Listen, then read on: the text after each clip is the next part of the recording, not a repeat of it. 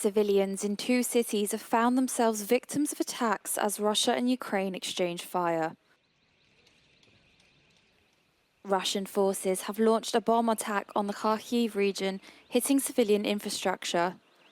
As of 5 p.m., at least one person is known to be killed and 11 people injured.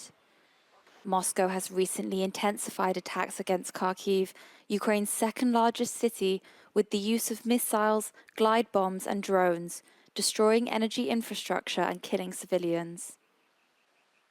The attack marks the second time this weekend Russia has attacked Kharkiv with glide bombs.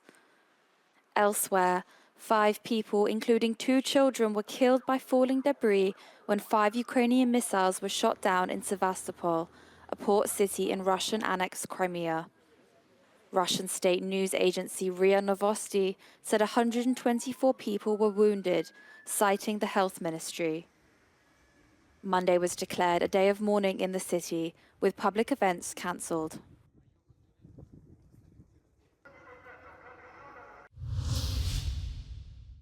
Protesters demanding that the government resigns were met with a heavy police presence in Tel Aviv. A few scuffles broke out and some of the protesters were pushed back whilst others were carried away. There's anger across Israel at the government's handling of the war in Gaza and the hostage crisis. The government estimates 116 hostages are still in Gaza, 40 of them presumed to have died, and around 80 who are believed to still be alive. Meanwhile, Israel has killed over 37,000 people in Gaza, most of them women and children. As Pride Month continues across Europe, 10,000 people have taken part in a colourful parade in Warsaw. Traditionally a protest event, participants voiced their demands, which included the extension of anti-hate speech law to fully protect the LGBTQ+ community, marriage and civil union as a right of every citizen, and safeguarding the rights of children raised in same-sex relationships. Poland also joined a diplomatic declaration, alongside 35 embassies and several cultural institutes in Budapest, against politically motivated targeting of members of the LGBTQ+ community.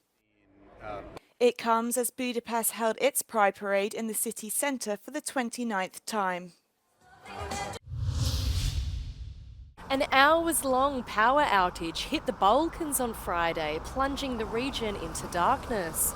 It comes off the back of an early June heatwave that saw temperatures climb to a sizzling 40 degrees. Croatian officials blamed faulty energy infrastructure between Greece and Albania for the blackouts.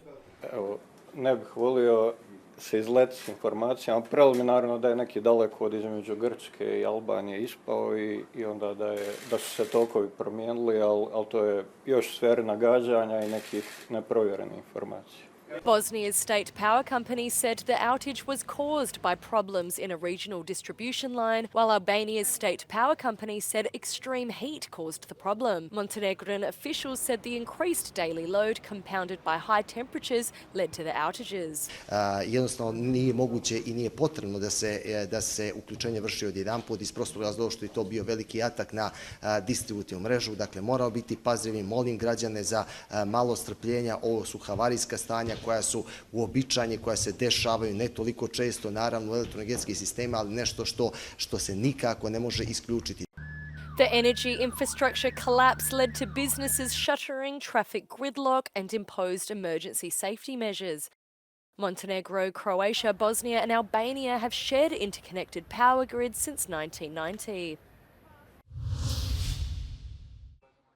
The search for missing British teenager Jay Slater on the Canary Island of Tenerife enters its 7th day as his father Warren Slater describes the situation as a nightmare. The apprentice bricklayer went missing on Monday morning after attempting to walk 10 kilometres home from a music festival. The 19-year-old informed one of his friends over the phone that he had no water, was lost and his mobile was on 1%. The walk has been described by experienced hikers as very difficult and could take up to 11 hours.